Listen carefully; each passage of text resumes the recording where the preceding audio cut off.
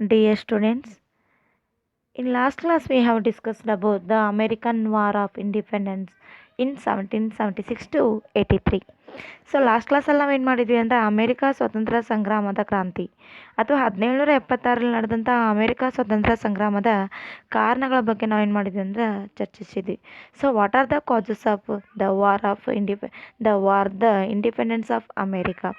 So these all points we have discussed in the last class. So today we will discuss about some another causes of the American War of Independence. So ಇವತ್ತಿನ ಕ್ಲಾಸಲ್ಲಿ ನಾವು ಏನು ಚರ್ಚಿಸ್ತಾ ಇದ್ದೀವಿ ಅಂತಂದರೆ, ಹಿಂದಿನ ಕ್ಲಾಸಲ್ಲಿ ಕೆಲವು ಕಾರಣಗಳನ್ನು ನಾವು ನೋಡಿದ್ವಿ. ಅದು ಮುಂದುವರೆದಂಥ ಒಂದು ಕ್ಲಾಸ್ ಇದಾಗಿದೆ. ಇನ್ನೂ ಉಳಿದ ಹಲವಾರು ಕಾರಣಗಳನ್ನು ನಾವು ಏನು ಮಾಡ್ತಾಯಿದ್ದೀವಿ ಅಂದರೆ ಈ ಒಂದು ಕ್ಲಾಸಲ್ಲಿ ಚರ್ಚಿಸ್ತೀವಿ. ಸೊ ಕಾರಣಗಳ ಜೊತೆಗೆ ಕ್ರಾಂತಿ ಹೇಗೆ ನಡೀತು, ಅದಕ್ಕೆ ಹೇಗೆ ಸ್ವತಂತ್ರ ಸಿಗ್ತಾ ಇದೆ, ಜೊತೆಗೆ ಸ್ವತಂತ್ರ ಸಿಕ್ಕ ನಂತರ ಆಗ್ತಾ ಇರುವಂಥ ಪರಿಣಾಮಗಳು ಏನಿದಾವ ಅಥವಾ ಫಲಿತಾಂಶಗಳು ಏನಿದಾವ ಅನ್ನೋಂಥ ಅಂಶಗಳನ್ನು ನಾವು ನೋಡ್ತಾ ಇದ್ವಿ. ಸೊ ಅದ್ರಲ್ಲಿ ಫಸ್ಟ್ ಒನ್ ಬರ್ತಾ ಇರೋದು ಅಂದರೆ, ಲಾಸ್ಟ್ ಕ್ಲಾಸಲ್ಲಿ ಕೆಲವೊಂದಿಷ್ಟು ಪಾಯಿಂಟ್ಸ್ಗಳನ್ನ ನಾವು ನೋಡಿದ್ದೀವಿ. ಅದರ ಮುಂದುವರೆದಂಥ ಭಾಗದಲ್ಲಿ ಬರ್ತಾ ಇರುವಂಥ ಇನ್ನೊಂದು ಪಾಯಿಂಟ್ ಯಾವುದು ಅಂದರೆ ಬೋಸ್ಟನ್ ಟೀ ಪಾರ್ಟಿ ಅಂತ. ಸೊ ಏನಿದು ಬೋಸ್ಟನ್ ಟೀ ಪಾರ್ಟಿ ಅಂದರೆ, ಇದಕ್ಕೆ ಇನ್ನೊಂದು ಹೆಸರು ಚಹಾಕೂಟ ಅಂತ ಕರಿತಾ ಇದ್ದಾರೆ. 1773ರಲ್ಲಿ ಈ ಒಂದು ಏನಾಗ್ತಾ ಇದೆ ಅಂತಂದರೆ ಘಟನೆ ನಡೀತಾ ಇದೆ. ಅದಕ್ಕೆ ಬೋಸ್ಟನ್ ಟೀ ಪಾರ್ಟಿ ಅಂತ ಹೆಸರು ಬಂದಿದೆ. ಯಾಕೆ ಅದಕ್ಕೆ ಬೋಸ್ಟನ್ ಟೀ ಪಾರ್ಟಿ ಅಂತ ಹೆಸರು ಬಂತು ಅಂತಂದರೆ, 1773ರಲ್ಲಿ ಮತ್ತೆ ಬ್ರಿಟಿಷ್ ಸರ್ಕಾರ ಏನು ಮಾಡುತ್ತೆ ಅಂದರೆ ಮತ್ತೊಂದು ಕಾನೂನನ್ನು ಜಾರಿಗೆ ತರ್ತಾ ಇದೆ. ಸೊ ಒಂದು ಕಾನೂನನ್ನು ಏನು ಮಾಡ್ತದೆ, ಪಾಸ್ ಮಾಡ್ತಾ ಇದೆ. ಅದ್ಯಾವುದು ಅಂತಂತಂದರೆ, ನಿಮಗೆ ಗೊತ್ತಿರೋ ಹಾಗೆ ಲಾಸ್ಟ್ ಕ್ಲಾಸಲ್ಲಿ ಕೆಲವೊಂದಷ್ಟು ಕಾಯ್ದೆಗಳನ್ನು ನೋಡಿದ್ವಿ. ಏನಿದೆ ಅಂದರೆ, ಸೊ ಅಮೇರಿಕಾದ ಮೇಲೆ ಇಂಗ್ಲೆಂಡ್ ಯಾವ ರೀತಿ ತೆರಿಗೆಯನ್ನು ವಿಧಿಸ್ತಾ ಇತ್ತು ಅಂತ. ಅದರಲ್ಲಿ ಹಲವಾರು ತೆರಿಗೆಗಳನ್ನು ವಸಾಹತುಗಾರರು ವಿರೋಧಿಸೋದ್ರಿಂದ ಅವ್ರೇನು ಮಾಡಿದ್ರು ಅಂದರೆ ಕಾಗದ ಮತ್ತು ಏನಿದೆ ಅಂತಂದರೆ ಸೊ ಪೇಪರ್ ಮೇಲೆ ಮತ್ತು ಕಾಗದದ ಮೇಲೆ ಏನು ಮಾಡಿದರು ಅಂದರೆ ತೆರಿಗೆಯನ್ನು ತೆಗೆದು ಹಾಕ್ತಾ ಇದ್ದಾರೆ. ಆದರೆ ಚಹಾ ಮೇಲಿನ ತೆರಿಗೆಯನ್ನು ಮಾತ್ರ ಏನು ಮಾಡ್ತಾರೆ, ಉಳಿಸ್ತಾ ಇದ್ದಾರೆ. ಸೊ ಹೀಗೇನಿದೆ ಅಂತಂದರೆ ಚಹಾ ಮೇಲಿನ ತೆರಿಗೆ ಮುಂದುವರಿತಾ ಹೋಗ್ತಾ ಇದೆ. ಸೊ ನಂತರ ಏನಿದೆ ಅಂದರೆ ಗಾಜು ಕಾಗದದ ಮೇಲಿನ ತೆರಿಗೆ ಮಾತ್ರ ರದ್ದಾಗ್ತಾ ಇದೆ. ಸೊ ಇದರಿಂದ ಕೂಡ ವಸಾಹತುಗಾರರು ಏನು ಮಾಡಿದರು ಅಂತಂದರೆ ಸೊ ಕೋಪಗೊಂಡಿದ್ರು. ಅದೇ ಸಂದರ್ಭದಲ್ಲಿ 1773ರಲ್ಲಿ ಮತ್ತೆ ಬ್ರಿಟಿಷ್ ಸರ್ಕಾರ ಮತ್ತೊಂದು ಕಾನೂನನ್ನು ಪಾಸ್ ಮಾಡ್ತಾ ಇದೆ. ಅದೇನು ಅಂತಂತಂದರೆ, ಅಮೇರಿಕಾದಲ್ಲಿ ಸ್ಥಾಪನೆ ಆಗಿರುವಂಥ ಈಸ್ಟ್ ಇಂಡಿಯಾ ಅಂದರೆ ಭಾರತದಲ್ಲಿ ಏನಿದೆ ಬ್ರಿಟಿಷ್ ಒಂದು ಕಂಪ್ನಿ ಈಸ್ಟ್ ಇಂಡಿಯಾ ಕಂಪ್ನಿ ಇತ್ತು. ಆ ಈಸ್ಟ್ ಇಂಡಿಯಾ ಕಂಪ್ನಿಗೆ ಒಂದು ಅಧಿಕಾರವನ್ನು ನೀಡ್ತಾ ಇದೆ. ಸೊ ಅದು ಯಾವುದು ಅಂತಂದರೆ, ಟೀ ಪೌಡ್ರನ್ನು ಕೊಂಡ್ಕೊಂಡು ಹೋಗುವಂಥ ಅಥವಾ ತೆಗೆದುಕೊಂಡು ಹೋಗುವಂಥ ಅಧಿಕಾರ ಮಾತ್ರ ಯಾರಿಗೆ ಕೊಡ್ತಾ ಇದೆ ಅಂದರೆ ಈಸ್ಟ್ ಇಂಡಿಯಾ ಕಂಪ್ನಿಗೆ ಮಾತ್ರ ಕೊಡ್ತಾ ಇದೆ. ಆದರೆ ಇಲ್ಲೇನಾಗ್ತದೆ ಅಂತಂದರೆ, ಸೊ ಅದಕ್ಕಿಂತ ಕಡಿಮೆ ಬೆಲೆಗೆ ಕಳ್ಳ ಮಾರ್ಗದಲ್ಲಿ ಟೀ ಪುಡಿ ಸಿಗ್ತಾ ಇರೋದ್ರಿಂದ ವಸಾಹತುಗಾರರು ಅದನ್ನು ಏನು ಮಾಡ್ತಾರೆ, ಪ್ರತಿಭಟಿಸಲಿಕ್ಕೆ ಪ್ರಾರಂಭಿಸ್ತಾ ಇದ್ದಾರೆ. ಹಾಗಂದರೆ ಈಸ್ಟ್ ಇಂಡಿಯಾ ಕಂಪನಿ ಏನು ಟೀ ಪೌಡ್ರನ್ನು ಕೊಡ್ತಾ ಇತ್ತಲ್ಲ, ಆ ಪೌಡ್ರ್ಗಿಂತ ಬೇರೆ ಒಂದು ಪೌಡ್ರು ಬೇರೆ ಮಾರ್ಗದಿಂದ ಟೀ ಪೌಡ್ರು ಕಡಿಮೆ ಆ ಒಂದು ಏನದಲ್ಲ ವೆಚ್ಚದಲ್ಲಿ ಸಿಗ್ತಾಯಿತ್ತು. ಯಾರಿಗೆ? ವಸಾಹತುಗಾರರಿಗೆ. ಹಾಗಾಗಿ ವಸಾಹತುಗಾರರು ಈಸ್ಟ್ ಇಂಡಿಯಾ ಕಂಪ್ನಿಯಿಂದ ಟೀ ಪೌಡ್ರನ್ನು ಕೊಂಡ್ಕೊಳ್ಳಿಕ್ಕೆ ಪ್ರತಿಭಟಿಸ್ತಾ ಇದ್ದಾರೆ. ಅದೇ ಸಂದರ್ಭದಲ್ಲಿ ನ್ಯೂಯಾರ್ಕ್ ಮತ್ತು ಫಿಲಡೆಲ್ಫಿಯಾ ಅನ್ನುವಂಥ ಒಂದು ಬಂದರಿದೆ. ಆ ಬಂದರಿಗೆ ಏನಾಗ್ತದೆ ಅಂದರೆ ಮೊದಲು ಒಂದು ಹಡಗು ಏನಾಗ್ತದೆ ಅಂತಂದ್ರೆ ಬರ್ತಾ ಇದೆ. ಆ ಹಡಗು ಏನಾಗಿತ್ತು ಅಂದರೆ ಟೀ ಪೌಡ್ರ್ಗಳನ್ನು ತುಂಬ್ಕೊಂಡು ಬಂದಂಥ ಹಡಗಾಗಿತ್ತು. ಅದನ್ನು ಏನು ಮಾಡ್ರಿ ಅಂದರೆ ಗೋ ಬ್ಯಾಕ್ ಅಂತ ಹೇಳಿ ಏನು ಮಾಡ್ತಾ ಇದ್ದಾರೆ ಅಂತಂದರೆ ಹಿಂದೆ ಏನು ಮಾಡ್ತಾ ಇದ್ದಾರೆ ಅಂದರೆ ಕಳಿಸ್ತಾ ಇದ್ದಾರೆ, ವಾಪಸ್ ಅದನ್ನು ಕಳಿಸ್ತಾ ಇದ್ದಾರೆ. ಅದಾದರೂ ಕೂಡ ಮತ್ತೆ ಇಂಗ್ಲೆಂಡ್ ಏನು ಮಾಡ್ತದೆ ಅಂತಂದರೆ ಮತ್ತೊಂದು ಹಡಗನ್ನು 1773ರಲ್ಲಿ ಟೀ ಪೌಡ್ರೊಂದಿಗೆ ಬೋಸ್ಟನ್ ಅನ್ನುವಂಥ ಬಂದರಿಗೆ ಮತ್ತೆ ಏನಾಗ್ತದೆ ಅಂದರೆ ಬರ್ತಾ ಇದೆ. ಆ ಸಂದರ್ಭದಲ್ಲಿ ವಸಾಹತುಗಾರರು ಫಾಲ್ ರೇವರ್ ಅನ್ನುವಂಥ ವ್ಯಕ್ತಿ, ನೆನ್ಪಿಟ್ಕೊಳ್ರಿ, ಫಾಲ್ ರೇವರ್ ಅನ್ನುವಂಥ ಒಬ್ಬ ವ್ಯಕ್ತಿಯ ನಾಯಕತ್ವದಲ್ಲಿ ಏನು ಮಾಡ್ತಾ ಇದ್ದಾರೆ ಅಂತಂದರೆ ರೆಡ್ ಇಂಡಿಯನ್ನರ ವೇಷವನ್ನು ಧರಿಸ್ಕೊಂಡು ಅಲ್ಲಿರುವಂಥ ಹಡಗಿನಲ್ಲಿರುವಂಥ ಟೀ ಪೌಡ್ರ್ ಪುಡಿಯನ್ನು ಏನು ಮಾಡ್ತಾರೆ ಅಂದರೆ ಸಮುದ್ರಕ್ಕೆ ಎಸೆತಾ ಇದ್ದಾರೆ. ಹಾಗಾದರೆ ಹಡಗು ಬಂದಿದ್ದು ಯಾವ ಬಂದರಿಗೆ? ಬೋಸ್ಟನ್ ಬಂದರಿಗೆ. ಏನೇನ ತೆಗೆದುಕೊಂಡು ಬಂದಿತ್ತು? ಟೀ ಪೌಡ್ರನ್ನು ತೆಗೆದುಕೊಂಡು ಬಂದಿತ್ತು. ಅದರ ವಸಾಹತುಗಾರರು ಯಾರ ನೇತೃತ್ವದಲ್ಲಿ ಅವುಗಳನ್ನ ಸಮುದ್ರಕ್ಕೆ ಎಸೆದ್ರು? ಫಾಲ್ ರೇವರ್ ಅನ್ನುವಂಥ ವ್ಯಕ್ತಿಯ ನೇತೃತ್ವದಲ್ಲಿ ರೆಡ್ ಇಂಡಿಯನ್ಸರ ವೇಷವನ್ನು ಧರಿಸಿ. ಯಾಕಂತಂದ್ರೆ ಇಂಡಿಯನ್ಸನೇ ಅದು ಒಂದು ಏನಂದ್ರೆ ಈಸ್ಟ್ ಇಂಡಿಯಾ ಕಂಪ್ನಿಯಲ್ಲಿ ಕೆಲಸ ಮಾಡ್ತಾ ಇರುವಂಥ ವ್ಯಕ್ತಿಗಳ ರೆಡ್ ಇಂಡಿಯನ್ಸ್ ಏನಾಗಿದ್ರು ಅವರ ವೇಷವನ್ನು ಧರಿಸಿ ಏನು ಮಾಡ್ತಾರೆ ಅಂದರೆ ಈ ಟೀ ಒಂದು ಪೆಟ್ಟಿಗೆಗಳನ್ನು ಅಥವಾ ಟೀ ಪೌಡ್ರ್ ಪ್ಯಾಕೇಜ್ಗಳನ್ನು ವಾಪಸ್ ಸಮುದ್ರಕ್ಕೆ ಎಸೆತಾ ಇದ್ದಾರೆ. ಅದನ್ನು ನಾವು ಏನಂತ ಕರಿತೀವಿ ಅಂದರೆ ಬೋಸ್ಟನ್ ಟೀ ಪಾರ್ಟಿ ಅಂತ ಕರಿತಾ ಇದ್ದೀವಿ. ಅರ್ಥ ಆಯ್ತು ರೀ? ಬೋಸ್ಟನ್ ಟೀ ಪಾರ್ಟಿ ಯಾವಾಗ ನಡೀತದೆ ಅಂದರೆ 1773ರಲ್ಲಿ ನಡೀತದೆ. ಸಿಂಪಲ್ ಆಗಿ ಬೋಸ್ಟನ್ ಟೀ ಪಾರ್ಟಿ ಅಂದರೆ ಸಿಂಪಲ್ ನೆನ್ಪಿಟ್ಕೋಬೇಕದು 2 ಮಾರ್ಕ್ಸ್ಗೆ ಅಂತ ಕೇಳಿದ್ರೆ 1773ರಲ್ಲಿ ಒಂದು ಹಡಗು ಬೋಸ್ಟನ್ ಟೀ ಪಾರ್ಟಿ ಇದೊಂದು ಏನದ ಅಂತಂದರೆ ಟೀ ಪೌಡ್ರುಗಳೊಂದಿಗೆ ಏನು ಮಾಡ್ತದೆ ಅಂದರೆ ಬೋಸ್ಟನ್ ಬಂದರಿಗೆ ಬಂದು ತಲುಪ್ತದೆ. ಆವಾಗ ವಸಾಹತುಗಾರರು ಫಾಲ್ ರೇವರನ ನಾಯಕತ್ವದಲ್ಲಿ ಏನು ಮಾಡ್ತಾರೆ ಅಂದರೆ ರೆಡ್ ಇಂಡಿಯನ್ಸರ ವೇಷವನ್ನು ಧರಿಸಿ ಹಡಗಿನಲ್ಲಿದ್ದ ಚಹಾ ಪೌಡ್ರನ್ನು ಅಥವಾ ಚಹಾ ಪೆಟ್ಟಿಗೆಗಳನ್ನ ಸಮುದ್ರಕ್ಕೆ ಎಸಿತಾ ಇದ್ದಾರೆ. ಈ ಘಟನೆಯನ್ನು ಏನಂತ ಕರಿತಾ ಇದ್ದೀವಿ? ಬೋಸ್ಟನ್ ಟೀ ಪಾರ್ಟಿ ಅಂತ ಕರಿತಾ ಇದ್ದೀವಿ. 2 ಮಾರ್ಕ್ಸಿಗೂ ಕೂಡ ಅದನ್ನ ಏನು ಮಾಡ್ಬೋದ್ರಿ ಕೇಳ್ಬೋದು. ಜೊತೆಗೆ ಏನಿದೆ ಅಂತಂದರೆ ಕ್ರಾಂತಿಯ ಕಾರಣಗಳು ಅಂತ ಕೇಳಿದಾಗ ಅದನ್ನು ನೀವಲ್ಲಿ ಎಕ್ಸ್ಪ್ಲೈನ್ ಮಾಡಬೇಕಾಗತ್ತೆ. ಅರ್ಥ ಆಯ್ತು ರೀ? ಓಕೆ. ಸೊ ಹಾಗಾದರೆ ನಾವೇನು ನೋಡ್ತಾ ಇದ್ರಿ? Boston tea party. So what is mean by Boston tea party?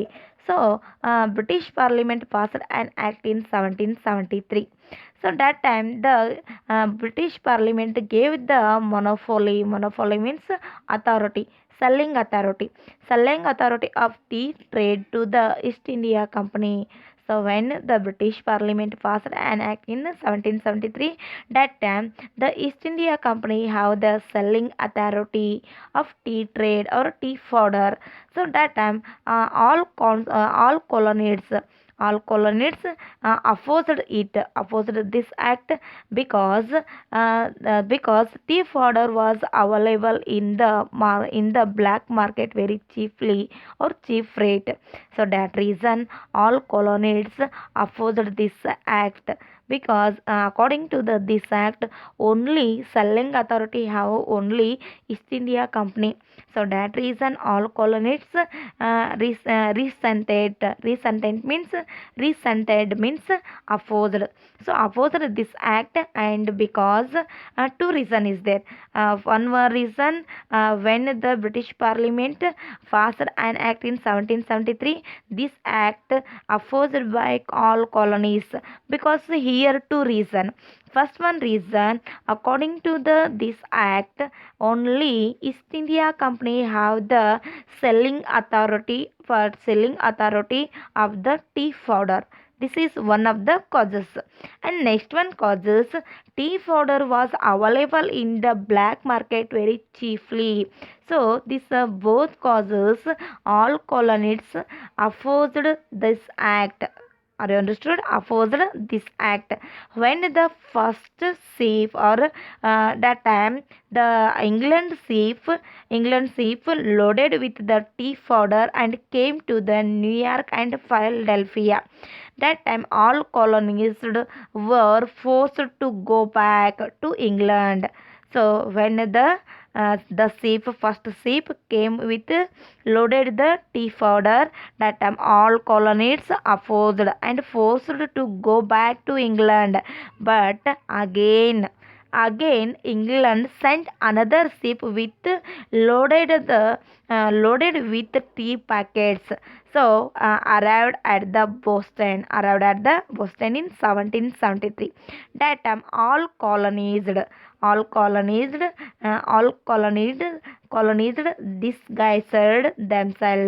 disguised as Red Indians under the leadership of Fall River.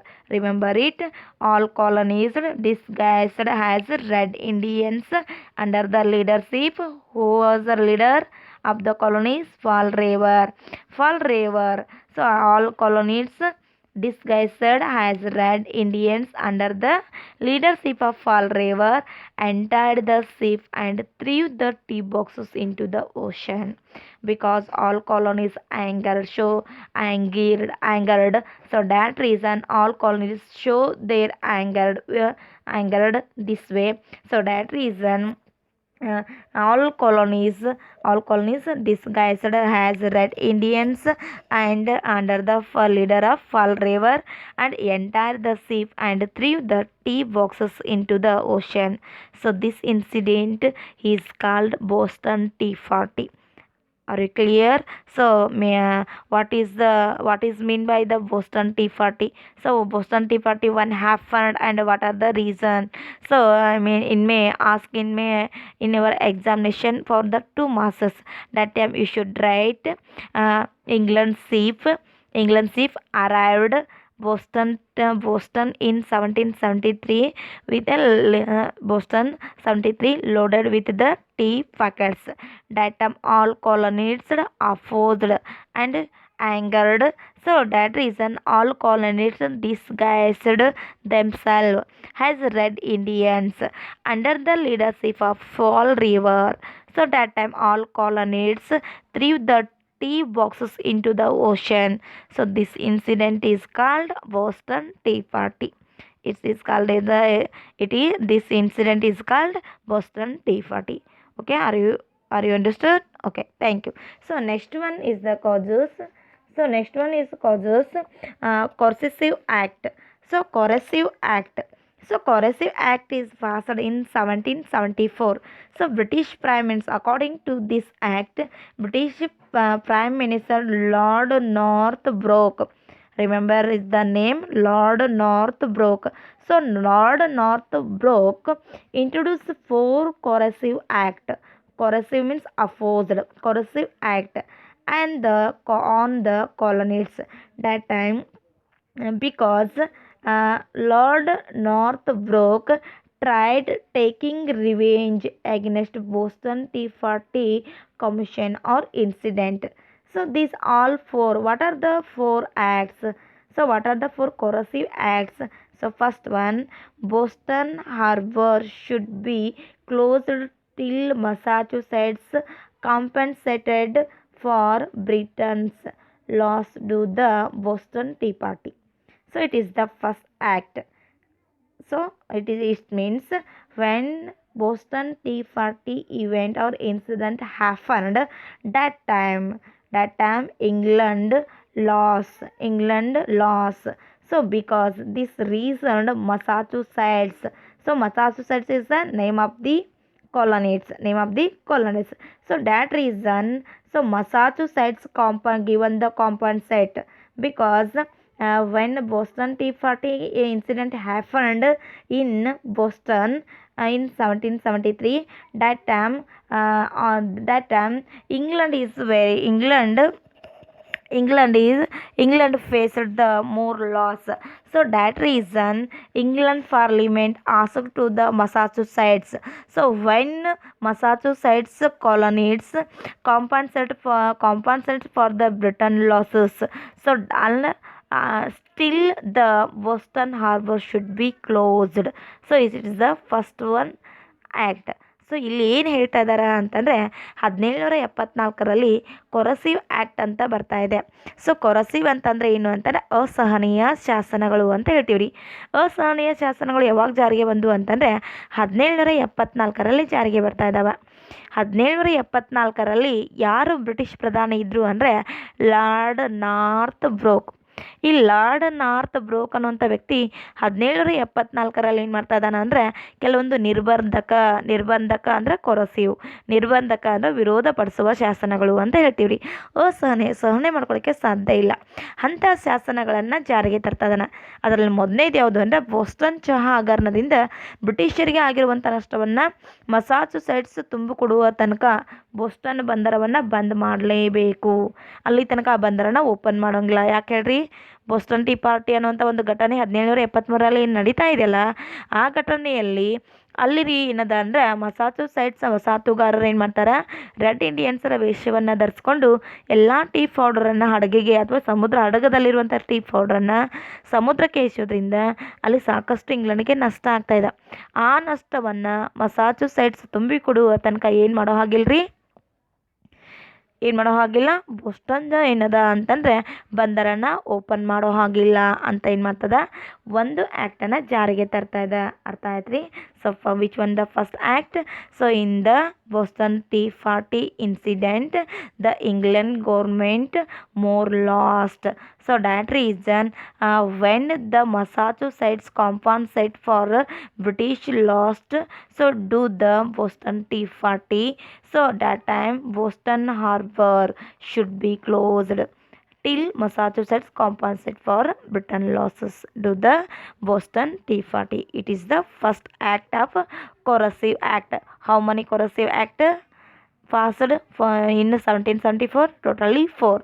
So first one this, and second one full power should be given to the commander by cancelling the decree of Massachusetts. So it means, so when the Boston Tea Party incident happened in the Boston Harbor, that time England government faced many laws, many laws or most laws. That reason, Massachusetts consulate should be the Massachusetts consulate is not have the any power. So because full power should be given the commander by the cancelling the decrees of Massachusetts. Decrease means authority. Decrease means authority. Here, Lord Northbrook cancelled the authority of Massachusetts and given the full power to the commander. So, are you understood? Second, corrosive act. First one, corrosive act. Boston Harbor should be closed. Still, Massachusetts compensated. So, this one first corrosive act, and second one full power. So second one, British or England Parliament cancelled the authority of Massachusetts and given the full power to the commander. So this is the second act, coercive act. So ಎರಡನೇ ಅಸಹನೀಯ ಒಂದು ಶಾಸನ ಏನು ಅಂತಂದರೆ, ಮಸಾಚುಸೆಟ್ಸ್ ವಸಾಹತಿನ ಸನ್ನದ್ಧನ ಅಥವಾ ಅಧಿಕಾರವನ್ನು ಸಂಪೂರ್ಣ ರದ್ದುಗೊಳಿಸ್ತಾ ಇದ್ದಾರೆ. ಆ ಅಧಿಕಾರ ಯಾರಿಗೆ ಕೊಡ್ತಾ ಇದ್ದಾರೆ ಅಂತಂದರೆ, ಸೈನ್ಯ ಅಧಿಕಾರಿಗೆ ಪೂರ್ಣ ಅಧಿಕಾರವನ್ನು ನೀಡ್ತಾ ಇದ್ದಾರೆ. ಸೊ ದಿಸ್ ವೇ ಏನಾಗುತ್ತಾರೆ ಅದು, so cancel the authority of Massachusetts or power of the Massachusetts and given full power to the commander. So this one is the second coercive act. ಅಂದರೆ ಇಲ್ಲೇನಾಗುತ್ತೆ ರೀ, ಮಸಾಚುಸೆಟ್ಸ್ನಿಂದ ಅಂದರೆ ಟಿ ಬಂದರಲ್ಲಿ ಆಗಿರುವಂಥ ಬೋಸ್ಟನ್ ಬಂದರಲ್ಲಿ ಆಗಿರುವಂಥ ಘಟನೆಯಿಂದ ಮಸಾಚುಸೆಟ್ಸನೇ ಕಾರಣ ಅಂತ ಅಂದ್ಕೊಂಡು ಮಸಾಚುಸೆಟ್ಸ್ ಏನು ಮಾಡ್ತಾ ಇದ್ದ, ವಸಾಹತುಗಾರರಿಗೆ ಆಗಿರುವಂಥ ಅಧಿಕಾರವನ್ನು ಸಂಪೂರ್ಣ ತೆಗೆದುಹಾಕ್ತಾ ಇದ್ದಾರೆ. ಆ ಅಧಿಕಾರವನ್ನು ಯಾರಿಗೆ ಕೊಡ್ತಾ ಇದ್ದಾರೆ? ಸೈನ್ಯ ಅಧಿಕಾರಿಗೆ ಕೊಡ್ತಾ ಇದ್ದಾರೆ. ಅಂದರೆ ಅವರು ಕಳಿಸಿರುವಂಥ ಸೈನ್ಯಾಧಿಕಾರಿಗೆ ಸಂಪೂರ್ಣ ಅಧಿಕಾರವನ್ನು ನೀಡ್ತಾ ಇದ್ದಾರೆ. ಅಂದರೆ ಮಸಾಚುಸೆಟ್ಸಲ್ಲಿರುವಂಥ ಎಲ್ಲ ವಸಾಹತುಗಳನ್ನು ಆ ಕಮಾಂಡರನ್ನೇ ನೋಡ್ಕೊಳ್ಳುವಂಥ ಅಧಿಕಾರ ಆತನಿಗೆ ಇದೆ. ಇದು ಎರಡನೇ ಒಂದು ಏನಿದೆ ಅಂತಂದರೆ ನಾವೇನು ಮಾಡ್ತಾ ಇದ್ದೀವಿ ರೀ, ಸೊ ಒಂದು ಅಸಹನೀಯವಾದಂಥ ಒಂದು ಏನಿದೆ ಅಂತಂದರೆ, ಸೊ ನಾವೇನು ಮಾಡ್ತಾ ಇದ್ದೀವಿ, ಅಸಹನೀಯವಾದಂಥ ಒಂದು ಶಾಸನ ಅಂತ ಹೇಳ್ತೀವಿ. ಇನ್ನು ಮೂರನೇ ಶಾಸನ ಏನು ಅಂತಂತಂದರೆ, so permission should be given to the British soldier to reside in the private households. So third one, corrosive act. So British soldiers have the authority lived in the private houses also. So permission should be given to the British soldiers. So British soldiers have the permission to reside in the private houses. So this one also is the another corrosive act. So are understood? So ಮೂರನೇ ಅಸಹನೀಯ ಶಾಸನ ಅಂದರೆ ಏನು ಅಂತಂದರೆ, British ಸೈನಿಕರು ಖಾಸಗಿ ಮನೆಯಲ್ಲಿ ಕೂಡ ವಾಸ ಮಾಡಲಿಕ್ಕೆ ಅನುಮತಿ ನೀಡಬೇಕು ಅಂತ ಕಳಿಸ್ತಾ ಇದ್ದಾರೆ. ಅಂದರೆ ಅವರಿಗೆ ಒಂದು ಲಕ್ಸುರಿ ಆದಂಥ ಲೈಫನ್ನು ಲೀಡ್ ಮಾಡಲಿಕ್ಕೆ ಒಂದು ಶ್ರೇಷ್ಠವಾದಂಥ ಒಂದು ಬೃಹತ್ ಮನೆಗಳನ್ನು ನೀಡಲಿಕ್ಕೆ ಏನು ಮಾಡ್ತಾರೆ, ವಾಸಿಸಲಿಕ್ಕೆ ಅವಕಾಶವನ್ನು ಕೊಡ್ತಾ ಇದ್ದಾರೆ. ಸೊ ಅದು ಕೂಡ ಒಂದು ಕಾರಣ ಅಂತ ನಾವೇನು ಮಾಡ್ತಾ ಇದ್ದೀವಿ, ಹೇಳ್ತಾ ಇದ್ದೀವಿ. ಸೊ ಇದು ಮೂರನೇ ಒಂದು ಏನಿದೆ ಅಂತಂದ್ರೆ ಕಾರಣ ಅಂತ ಹೇಳ್ತೀವಿ. ಇನ್ನು ನಾಲ್ಕನೇ ಒಂದು ಇದಿದೆ ಆ್ಯಕ್ಟ್ ಏನು ಅಂತಂದು, so fourth coercive act. So British soldiers should not be subjected at Massachusetts court. So fourth one act means, so never the investigation of any British soldiers in the Massachusetts court. So it means did not investigated to the British soldiers in the Massachusetts courts. So ಯಾವುದೇ ಮಸಾಚುಸೆಟ್ಸ್ ಅಂದರೆ British ಸೈನಿಕರು ಯಾವುದೇ ತಪ್ಪುಗಳನ್ನು ಮಾಡಿದರೂ ಕೂಡ ಮಸಾಚುಸೆಟ್ಸ್ನ ನ್ಯಾಯಾಲಯದಲ್ಲಿ British ಸೈನಿಕರು ವಿಚಾರಣೆಗೆ ಏನು ಮಾಡಬಾರ್ದು, ಒಳಪಡಿಸಬಾರ್ದು. ಈ ರೀತಿ ಏನಿದೆ ಅಂತಂದರೆ ನಾಲ್ಕು ಏನಿದೆ ಅಂತಂದರೆ, ಸೊ ಈ ರೀತಿಯಾಗಿ 4 ಅಸಹನೀಯ ಶಾಸನಗಳನ್ನು ಏನು ಮಾಡ್ತದಾನೆ, ಸೊ ಜಾರಿಗೆ ತರ್ತದಾರ. ಯಾರು? ಪ್ರಧಾನಿಯಾದಂಥ ಲಾರ್ಡ್ ನಾರ್ತ್ ಬ್ರೋಕ್ ಅನ್ನೋನು. ಎಷ್ಟರಲ್ಲಿ? 1774ರಲ್ಲಿ. So this way the Prime Minister Lord Northbrook introduced the Four Corrosive Act in 1774. So are you clear? Are you remember? So first one, Boston Harbor should be closed till Massachusetts compensated for the British loss to the Britain Tea Party. Okay, and next one, authority or power of the Massachusetts cancelled and full power should be given to the commander. So this one second act. And third one, British soldiers have the permission lived in the private houses. So it is one third corrosive act. And fourth one, British soldier did not investigated to the British soldiers in Massachusetts court. So this one, these all fourth acts called the corrosive acts. Are you understood? So ಈ ರೀತಿ ನಾವು ಏನು ಮಾಡ್ತಾ ಇದೀವಿ ಅಂದರೆ 4 ಏನು ಮಾಡ್ತಾ ಇದೀವಿ ಅಂದರೆ ಅಸಹನೀಯ ಶಾಸನಗಳನ್ನ ಕಾಣ್ತಾ ಇದ್ವಿ. ಅದರಲ್ಲಿ ಒಂದನೇದು ಯಾವ್ದು ರೀ? ಬೋಸ್ಟನ್ ಹಗರಣ ಒಂದು ಬಂದರನ್ನು ಮುಚ್ಚಬೇಕು. ಯಾವಾಗಿನ ತನಕ? ಮಸಾಚುಸೆಟ್ಸ್ ವಸಾಹತುಗಾರರು ಬೋಸ್ಟನ್ ಟೀ ಪಾರ್ಟಿ ಒಂದು ಘಟನೆಯಿಂದ ಆದಂಥ ನಷ್ಟವನ್ನು ತುಂಬಿಕೊಡುವವರೆಗೂ ಬೋಸ್ಟನ್ ಬಂದರನ್ನು ಏನು ಮಾಡಬೇಕು ಅಂತಂದರೆ ಮುಚ್ಚಬೇಕು ಅಂತ ಏನು ಮಾಡ್ತಾ ಇದ್ದಾರೆ? ಹೇಳ್ತಾ ಇದ್ದಾರೆ. ಇದು ಒಂದನೇದು. ಇನ್ನು ಎರಡನೇದೇನು ಅಂತಂದರೆ ಮಸಾಚುಸೆಟ್ಸ್ ಅನ್ನುವಂಥ ವಸಾಹತು ಸಂಘದನ್ನು ಸಂಪೂರ್ಣ ರದ್ದುಗೊಳಿಸ್ತಾ ಇದ್ದಾರೆ. ಬ್ರಿಟಿಷ್ ಸೈನ್ಯ ಅಧಿಕಾರಿಗೆ ಪೂರ್ಣ ಅಧಿಕಾರವನ್ನು ನೀಡ್ತಾ ಇದ್ದಾರೆ. ಇದು ಎರಡನೇದು. ಇನ್ನು ಮೂರನೇದು, ಬ್ರಿಟಿಷ್ ಸೈನಿಕರು ಖಾಸಗಿ ಮನೆಯಲ್ಲಿ ವಾಸ ಮಾಡಲಿಕ್ಕೆ ಅನುಮತಿಯನ್ನು ಪಡ್ಕೊಳ್ತಾ ಇದ್ದಾರೆ. ಇನ್ನು ನಾಲ್ಕನೇದು, ಬ್ರಿಟಿಷ್ ಸೈನಿಕರು ಯಾವುದೇ ತಪ್ಪನ್ನು ಮಾಡಿದ್ರು ಮಸಾಚುಸೆಟ್ಸ್ ಅನ್ನುವಂಥ ಒಂದು ನ್ಯಾಯಾಲಯದಲ್ಲಿ ಏನು ಮಾಡಬಾರ್ದು? ಅವ್ರನ್ನ ವಿಚಾರಣೆಗೆ ಒಳಪಡಿಸಬಾರ್ದು. ಈ ರೀತಿ ಈ ಎಲ್ಲ ಶಾಸನಗಳನ್ನ ನಾವೇನಂತ ಕರಿತಾ ಇದ್ದೀವಿ ಅಂದರೆ ಅಸಹನೀಯ ಶಾಸನಗಳ ಅಂತ ಕರಿತಾ ಇದ್ವಿ. ಈ ಅಸಹನೀಯ ಶಾಸನಗಳು ಏನು ಮಾಡ್ತಾ ಇದಾವೆ ಅಂದರೆ ಎಲ್ಲ ವಸಾಹತುಗಾರರು ಒಂದುಗೂಡ್ಲಿಕ್ಕೆ ಏನು ಮಾಡ್ತಾವೆ? ಸಹಕರಿಸ್ತಾ ಇದಾವೆ. ಎಲ್ಲ ಒಂದು ಅಸಹನೀಯ ಶಾಸನಗಳು ಯಾರ ಮೇಲೆ ಅಪ್ಲೈ ಆಗ್ತಾ ಇದಾವೆ ರೀ? ಮಸಾಚುಸೆಟ್ಸ್ ವಸಾಹತುಗಾರರ ಮೇಲೆ ಅಪ್ಲೈ ಆಗ್ತಾ ಇದಾವೆ. ಆವಾಗ ಮಸಾಚುಸೆಟ್ಸ್ ವಸಾಹತುಗಾರರಿಗೆ ಆಗ್ತಾ ಇರುವಂಥ ಅನ್ಯಾಯವನ್ನು ನೋಡ್ಕೊಂಡಂಥ ಉಳಿದೆಲ್ಲ ವಸಾಹತುಗಾರರು ಏನು ಮಾಡ್ತಾರೆ ಅಂತಂದ್ರೆ ಒಂದುಗೂಡ್ತಾ ಇದ್ದಾರೆ. ಸೊ ಈ ರೀತಿ ಅವರು ಒಂದುಗೂಡ್ಲಿಕ್ಕೆ ಈ ಶಾಸನಗಳೇನಾದ್ರು ರೀ ಕಾರಣವಾದವು ಅಂತ ಹೇಳ್ತೀವಿ. ಸೊ ಇದನ್ನು ನಾವು ಏನಂತೀವಿ ರೀ? ಅಸಹನೀಯ ಶಾಸನಗಳು ಅಂತ ಕರಿತೀವಿ. ಇನ್ನು ನೆಕ್ಸ್ಟ್ ಒನ್ ಬರ್ತಾ ಇರೋದು ಕ್ಯೂಬೆಕ್ ಆ್ಯಕ್ಟ್. ಸೊ ಕ್ಯೂಬೆಕ್ ಆ್ಯಕ್ಟ್ ಅನ್ನೋದು ಏನು ಅಂತಂದರೆ 1774ರಲ್ಲಿ ಜಾರಿಗೆ ಬಂದಿದ್ದು ಯಾವುದು ಅಂದರೆ ಕ್ಯೂಬೆಕ್ ಆ್ಯಕ್ಟ್. ಸೊ ಇದ್ರ ಪ್ರಕಾರ ಏನಂದ್ರೆ ಫ್ರೆಂಚರು ಮೊದಲೇನು ಮಾಡಿದ್ರು ಅಂತಂದ್ರೆ ಹೊಂದಿರುವಂಥ ಓಹಿಯೋ ಅನ್ನುವಂಥ ರಾಜ್ಯದ ಮೇಲೆ ಹೆಚ್ಚಿನ ಪ್ರದೇಶಗಳು ಏನಾಗಿತ್ತು ಅಂದರೆ ಅವರಿಗೆ ನೀಡಿತು. ಕ್ಯೂಬೆಕ್ ಕಾಯ್ದೆ ಪ್ರಕಾರ ಫ್ರೆಂಚರು ಮೊದಲು ಹೊಂದಿದ್ದ ಓಹಿಯೋ ರಾಜ್ಯದ ಜೊತೆಗೆ ಹೆಚ್ಚಿನ ಪ್ರದೇಶಗಳನ್ನು ನೀಡ್ತಾ ಇದ್ದಾರೆ. ಇದು ವಸಾಹತುಗಾರರಿಗೆ ಇಷ್ಟ ಆಗೋದಿಲ್ಲ. ಯಾಕಂದರೆ ಅವರು ತಮ್ಮ ಅಧಿಕಾರವನ್ನು ಪಶ್ಚಿಮದ ಕಡೆಗೇನೆ ಏನು ಮಾಡಬೇಕು ಅಂತಂದ್ರೆ ವಿಸ್ತರಿಸುವಂಥ ಆಸೆಯನ್ನು ಹೊಂದಿದ್ರು. ಅಲ್ಲದೆ ಆ ಕಾಯ್ದೆಯಲ್ಲಿ ಕೆನಡಾದಲ್ಲಿ ಫ್ರೆಂಚರಿಗೆ ಕ್ಯಾಥೋಲಿಕ್ ಪಂಥವನ್ನು ಅನುಕರಣೆ ಮಾಡಲಿಕ್ಕೆ ಅವಕಾಶವನ್ನು ನೀಡ್ತಾ ಇದ್ದಾರೆ. ಕೆನಡಾದಲ್ಲಿ ಏನಾಗಿದೆ ರೀ?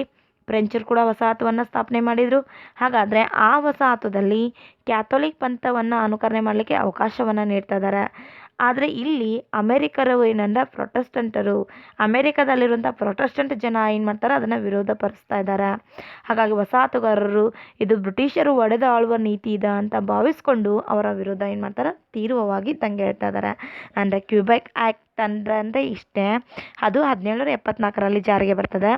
ಅದರ ಪ್ರಕಾರ ಓಹಿಯೋ ಜೊತೆಗೆ ಇನ್ನೂ ಅಷ್ಟು ವಸಾಹತುಗಳನ್ನು ಫ್ರೆಂಚರಿಗೆ ಬಿಟ್ಕೊಡ್ತಾ ಇದ್ದಾರೆ.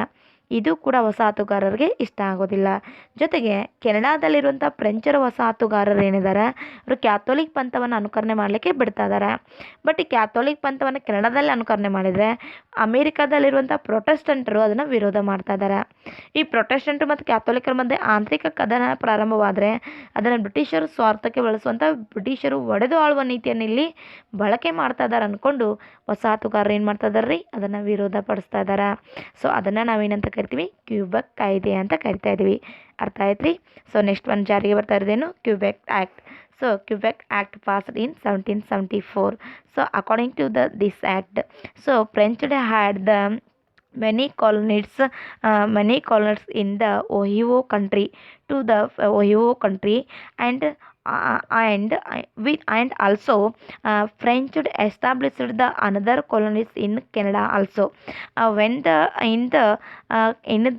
Canada colonies followed the Catholics. So in the in when who's lived in the Canada colonies. So all Canada colonies followed the Catholic, but many Protestants lived in the America also. These all Protestants opposed the follow of the Catholic religion. So this way internal quarrel started between the Catholic and Protestants. So this was opposed by the Protestant Americans. So these colonies felt that the British were following divide and rule. So main British policy divide and rule. So when the Canada colonies followed the Catholic religion and Catholicism. That time, American Protestant opposed the followers of Catholicism. So that time in the started the internal quarrel between Catholic and Protestant. So that time American colonies or the all colonies felt that the British were following divide and rule policy. So that reason or and hence their opposition increased. So ಇದೇನಾಗುತ್ತೆ ಅಂತಂದರೆ ಈ ರೀತಿ ವಿರೋಧ ಅವರಲ್ಲಿ ಹುಟ್ಕೊಳ್ತದ ಅಂತ ಹೇಳ್ತೀವಿ. ಇದನ್ನು Quebec act ಅಂತ ಹೇಳ್ತೀವಿ. ಇವು ಎಲ್ಲವೂ ಕೂಡ ಏನಿದೆ ಅಂತಂದ್ರೆ ಕಾರಣಗಳಾದವು. ಎದಕ್ಕೆ ರೀ? ಅಮೇರಿಕಾದಲ್ಲಿ ಆಗ್ತಾ ಇರುವಂಥ ಒಂದು ಕ್ರಾಂತಿಗೆ ಕಾರಣಗಳು. ಇನ್ನು ಇದಾದ ನಂತರ ಹೇಗೆ ಕ್ರಾಂತಿ ನಡೀತಾ ಇದೆ ಅನ್ನೋದನ್ನು ನಾವು ಇಲ್ಲಿ ನೋಡ್ತಾ ಇದ್ವಿ. ಸೊ ಹೇಗೆ ಕೋಸೋಸ್ ಅಂತ ಹೇಳ್ತೀವಿ. ಸೊ ಅಮೇರಿಕಾ ಕ್ರಾಂತಿ ಹೇಗೆ ನಡೀತಾ ಇದೆ? ಸೊ ಫಸ್ಟ್ ಒನ್ ಯಾವುದು ಅಂದರೆ ಫಸ್ಟ್ ಕಾಂಗ್ರೆಸ್ ಆಫ್ ಫಿಲ್ಡೆಲ್ಫಿಯಾ. ಸೊ ಇದು ಏನಿದೆ ಅಂದರೆ ಕ್ರಾಂತಿಗತಿ ಹೇಗಾಗ್ತಾ ಇದೆ ಅಂತ ತೆಗೆದುಕೊಳ್ತೀವಿ. ಪ್ರಥಮ ಫಿಲ್ಡೆಲ್ಫಿಯಾ ಅಧಿವೇಶನ ನೆನ್ಪಿಟ್ಕೊಳ್ಬೇಕ್ರಿ. ಸೆಪ್ಟೆಂಬರ್ 5, 1774ರಂದು ಜಾರ್ಜಿಯಾ ಅನ್ನುವಂಥ ಒಂದು ವಸಾಹತುವನ್ನು ಹೊರತುಪಡಿಸಿ ಉಳಿದ ಎಲ್ಲ 12 ವಸಾಹತುಗಳ ಪ್ರಕಾರ 56 ಪ್ರತಿನಿಧಿಗಳು ಏನು ಮಾಡ್ತಾರಂದರೆ ಫಿಲ್ಡೆಲ್ಫಿಯಾ ಅನ್ನುವಂಥ ಪ್ರದೇಶದಲ್ಲಿ ಸಭೆ ಸೇರ್ತಾ ಇದ್ದಾರೆ. ಹೀಗಾಗಿ ಅದನ್ನು ಪ್ರಥಮ ಫಿಲ್ಡೆಲ್ಫಿಯಾ ಅಧಿವೇಶನ ಅಂತ ಕರಿತೀವಿ. ಈ ಒಂದು ಅಧಿವೇಶನದಲ್ಲಿ ಅವ್ರು ಏನು ಮಾಡ್ತಾರೆ ಅಂತಂದರೆ ಕೆಲವೊಂದು ಯೋಜನೆಗಳನ್ನು ತಯಾರಿಸ್ತಾ ಇದ್ದಾರೆ, ಜೊತೆಗೆ ಹಕ್ಕುಗಳ ಘೋಷಣೆಯನ್ನು ಸಿದ್ಧಪಡಿಸ್ತಾ ಇದ್ದಾರೆ. ಯೋಜನೆಗಳನ್ನ ತಯಾರಿಸಲಿಕ್ಕೆ ನಿರ್ಧಾರ ಮಾಡ್ತಾ ಇದ್ದಾರೆ, ಆಮೇಲೆ ಕೆಲವು ಹಕ್ಕುಗಳನ್ನು ಸಿದ್ಧಪಡಿಸ್ತಾ ಇದ್ದಾರೆ. ಅಲ್ಲದೆ ವಸಾಹತುಗಾರರ ಒಪ್ಪಿಗೆ ಇಲ್ಲದೆ ಯಾವುದೇ ತೆರಿಗೆಯನ್ನು ಇಂಗ್ಲೆಂಡ್ ಸರ್ಕಾರ ವಿಧಿಸಬಾರದು ಅಂತ ಏನು ಮಾಡ್ತಾ ಇದ್ದಾರೆ ಅಂತಂದರೆ ತಿಳಿಸ್ತಾ ಇದ್ದಾರೆ. ಇದನ್ನು ನಾವೇನಂತ ಕರಿತೀವಿ ರೀ? ದ ಫಸ್ಟ್ ಕಾಂಗ್ರೆಸ್ ಆಫ್ ಫಿಲ್ಡೆಲ್ಫಿಯಾ ಅಂತ ಕರಿತೀವಿ. ಅರ್ಥ ಆಯ್ತಾ? ಇದು ನಡೆದಿದೆ ಯಾವಾಗ? ಸೆಪ್ಟೆಂಬರ್ 5, 1774ರಂದು. ಇಲ್ಲಿ ಯಾವುದು ಒಂದು ವಸಾಹತು ಭಾಗವಹಿಸಿಲ್ಲ ರೀ, ಜಾರ್ಜಿಯಾ ಅನ್ನುವಂಥ ವಸಾಹತು ಭಾಗವಹಿಸಿಲ್ಲ. ಇಲ್ಲಿ ಏನು ಯೋಜನೆಗಳನ್ನು ತಯಾರು ಮಾಡ್ತಾ ಇದ್ದಾರೆ, ಜೊತೆಗೆ ಯಾವುದನ್ನು ಹಕ್ಕುಗಳ ಘೋಷಣೆಯನ್ನು ಸಿದ್ಧಪಡಿಸ್ತಾ ಇದ್ದಾರೆ, ವಸಾಹತುಗಾರರು ಒಪ್ಪಿಗೆ ಇಲ್ಲದೆ ಯಾವುದೇ ತೆರಿಗೆಯನ್ನು ವಿಧಿಸಬಾರ್ದು ಅಂತ ತಿಳಿಸ್ತಾ ಇದ್ದಾರೆ. ಇದನ್ನು ನಾವೇನಂತ ಕರಿತೀವಿ ರೀ? ಫಸ್ಟ್ ಕಾಂಗ್ರೆಸ್ ಆಫ್ ಫಿಲ್ಡೆಲ್ಫಿಯಾ ಅಂತ ಕರಿತಾ ಇದ್ದೇವೆ. ಅಂದರೆ ಪ್ರಥಮ ಫಿಲ್ಡೆಲ್ಫಿಯಾ ಅಧಿವೇಶನ ಅಂತ ಕರಿತಾ ಇದ್ದೀವಿ. ಸೊ ಇಲ್ಲೇನಿದೆ ಅಂತಂದ್ರೆ first Congress of Philadelphia. So this Philadelphia is so explained. So first one, on the 5th September 1774, the 56 representative of 12 colonies so accept Georgia. So you remember, you know all British Parliament or England built 13 colonies in America, but here first Congress of Philadelphia totally 12 colonies assembled at Philadelphia. So on September 5th, 1774, totally only 12 colonies assembled at Philadelphia except Georgia. Georgia colony is not involved or not participated in that assembly. So totally on 5th September 1774, 56 representative of 12 colonies assembled at Philadelphia, but Georgia did not assembled.